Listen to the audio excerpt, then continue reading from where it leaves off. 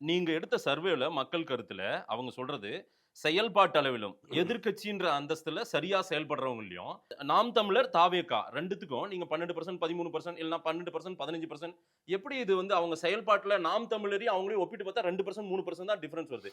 மக்கள் சொல்றாங்கன்னு நீங்க சொல்லிட்டு போறீங்க. உங்களுக்கு ஒண்ணு தெரியணும்ல. பாண்டே வந்து ரொம்ப தெளிவான ஒரு ஜர்னலிஸ்ட். இன்னைக்கு அதனால நான் ஒரு நம்பர மாத்தி வச்சுருவா?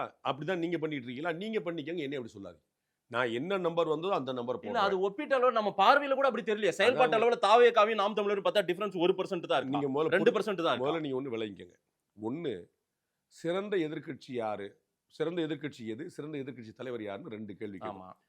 இந்த 2 கேள்விக்கு பதிலளித்தவர்கள்ல திமுக காரங்களும் இருக்காங்கன்னு புரிஞ்சுக்கணும். ஏன்னா அங்க திமுகன்னு ஒரு ஆப்ஷன் இருக்காது. ஆ. நல்லா புரிஞ்சுக்கிட்டீங்களா? திமுகன்னு ஏன்னா நான் திமுகவுக்கு தான் வாக்களிக்க போறேன்னு சொன்ன ஒருத்தர், சிறந்த எதிர்க்கட்சி எதுன்னு பதில் சொல்லுவார். நான் திமுகவுக்கு தான் வாக்களிக்க போறேன்னு சொன்னவர், சிறந்த எதிர்க்கட்சி தலைவர் யாருன்னு பதில் சொல்லுவார். ம். சோ ஒண்ணு புரிஞ்சுங்க. திமுக காரங்களும் யார கருதுறாங்கன்னு பார்க்கணும் ஒண்ணு. 2வது எதிர்க்கட்சியுடைய செயல்பாடு என்னங்கிறத மதிப்பிடுறாங்களே தவிர அவங்க யாரும் வாக்களிக்க போல. அதுக்கு தான் திமுக காரங்களும் வாக்களிச்சிருக்காங்கன்னு சொல்லலாம். புரியுங்களா? ஓகே. நாம் தமிழரோ, தாவேக்காவோ 2% 4% எவ்வளவு டிஃபரன்ஸ்ங்கிறது மேட்டர் இல்ல. எல்லோரும் என்ன கருதுகிறார்கள்ங்கிறது மேட்டர். நான் அதனால தான் சொன்னேன் திமுக காரங்களும் வாக்களிச்சிருக்காங்கன்னு அதெல்லாம் உங்களுக்கு புரிய வச்சேன்.